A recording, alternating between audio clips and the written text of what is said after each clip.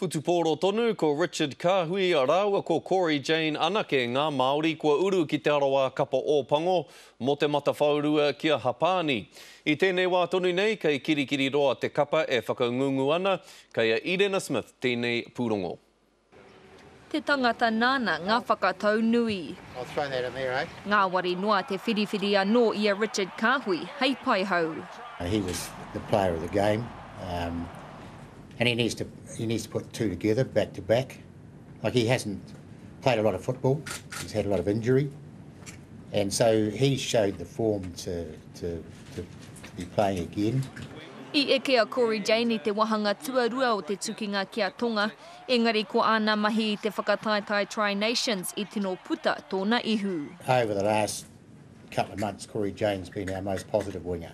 You know, he plays with a lot of energy, got a high work rate, and he's got a good skill set no matter what conditions you play in. So, and he didn't play last week.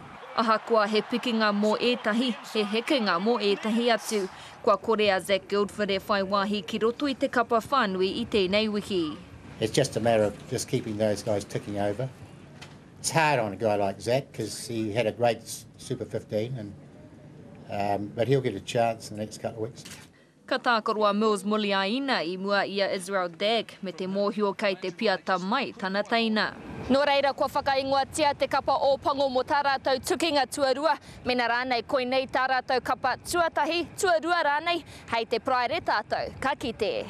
E tautoko ana tēnei kāpene ōmua o te kapa Māori, kei te tata atu ngā kaiako o Pango ki tō rātou kapa matua. Yeah, I think it's pretty close.